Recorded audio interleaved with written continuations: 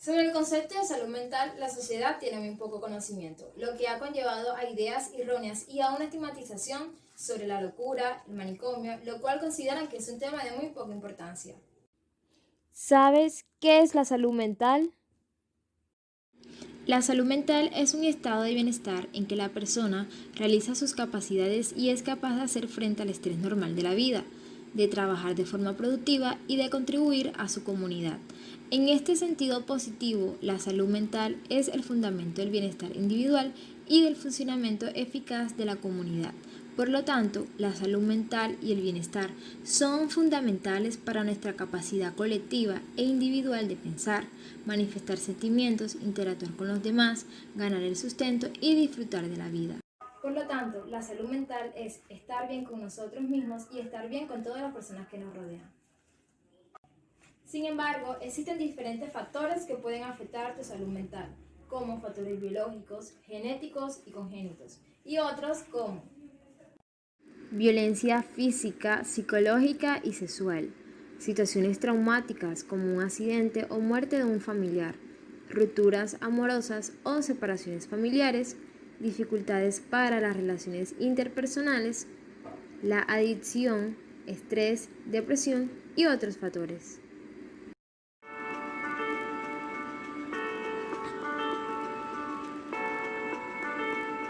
Pero también hay actividades que ayudan al cuidado de la salud mental, como hacer ejercicio, tener buenas relaciones interpersonales y familiares, tener una alimentación balanceada, transformar los conflictos, no dejarnos persuadir y ser agradecido con lo que tenemos. si en algún momento te sientes mal, apóyate en tu familia, en tus amigos, en la comunidad o si lo crees necesario en un profesional para esto.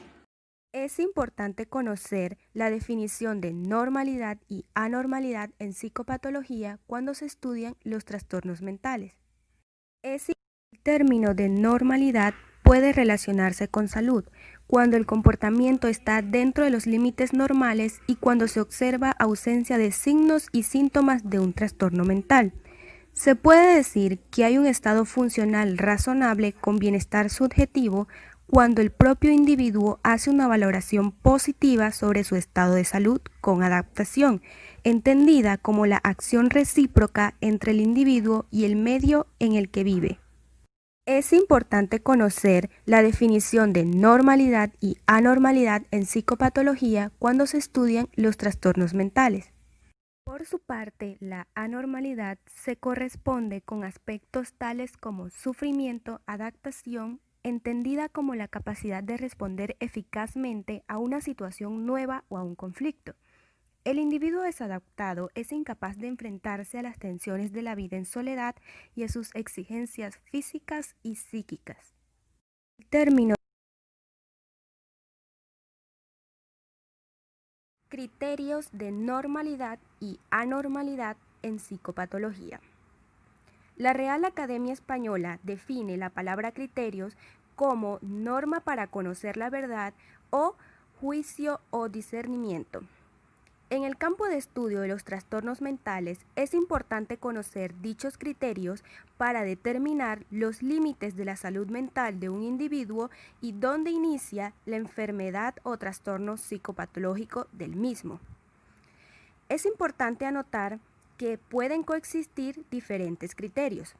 Algunos de los más generales suelen ser el criterio subjetivo e intrapsíquico, el biológico, el estadístico y el sociocultural.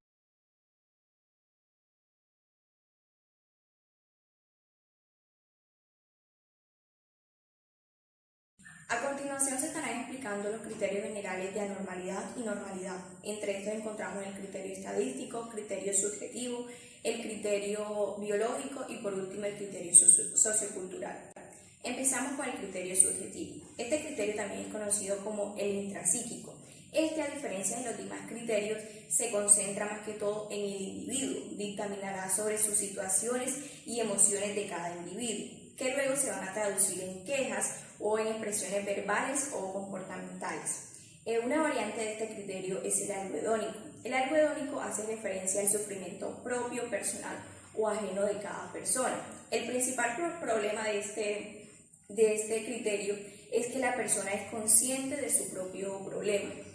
Por otra parte, encontramos que el criterio subjetivo no tiene en cuenta el efecto que puede producir un comportamiento anormal dentro de un contexto social, algo que sí tiene en cuenta el algo hedónico.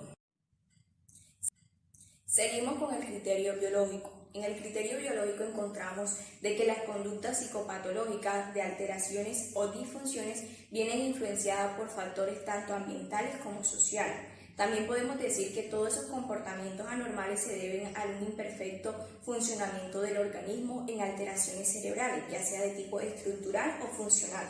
Aquí podemos citar un ejemplo de que una persona, ya sea que consume cualquier sustancia psicoactiva, ya sea de alucinógenas, sustancias depresoras o estimulantes, todos esos comportamientos anormales que van a ser producidos en ella vienen influenciados por factores tanto sociales como ambientales. Seguimos con el criterio estadístico. Este criterio, para ser válido, debe estar sustentado en pruebas neuropsicológicas aplicadas a una población determinada. Los resultados de dichos estudios pueden ser graficados. Y aquí es donde aparece el concepto de curva de normalidad en psicopatología. Esta curva se puede interpretar de la siguiente manera. Todos los resultados que se encuentren debajo del punto máximo de dicha curva van a ser catalogados como normales dentro de dicha población. Y los que se encuentren a los extremos pueden ser llamados anormales. Y en este criterio la anormalidad es sinónimo de psicopatología. Un ejemplo bastante sencillo de este criterio es un estudio realizado en una población X que dio como resultado que en el extremo derecho de dicha curva se encontraban un cierto número de personas que tenían una conducta hipersexualizada. Y en el extremo opuesto, en el extremo izquierdo, se encontraba otro grupo reducido de personas que tenían una conducta hiposexualizada. Lo que se encontraba debajo del punto máximo de la curva, que no se encontraba en ninguno de estos dos extremos, es decir, el promedio estándar, podían decirse que tenían una conducta normalmente aceptada en psicopatología para el dicho estudio que realizaron. La curva de la distribución normal es una representación gráfica de una ecuación matemática como expresión de la relación operativa entre varias variables. Los datos suelen representarse en una curva que tiene forma aproximada de campana. La importancia de la distribución normal en psicología se debe principalmente a la frecuencia con que distintas variables asociadas a fenómenos naturales y cotidianos siguen aproximadamente esta distribución. En último lugar, encontramos el criterio sociocultural. Aquí es la misma sociedad quien indica lo que dentro de su propia cultura va a estar catalogado como normal y lo que no. El individuo que allí se encuentre puede tomar tres caminos.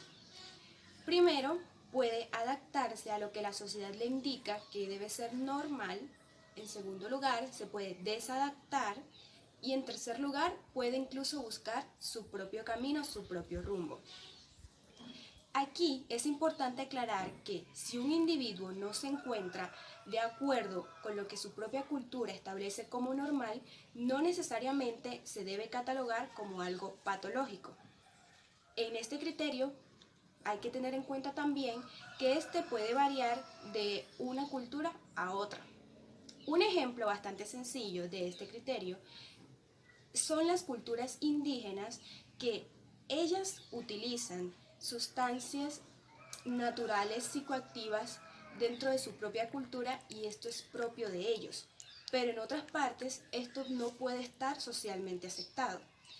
Otro ejemplo bastante sencillo son las alucinaciones auditivas y visuales dentro de un grupo religioso. Esto aquí puede ser tomado como una visión, pero en una cultura diferente, en un lugar diferente, esto simplemente puede ser algo, un síntoma de una enfermedad o trastorno psicopatológico. Por su parte, la anormalidad se corresponde con aspectos tales como sufrimiento, adaptación entendida como la capacidad de responder eficazmente a una situación nueva o a un conflicto. El individuo desadaptado es incapaz de enfrentarse a las tensiones de la vida en soledad y a sus exigencias físicas y psíquicas.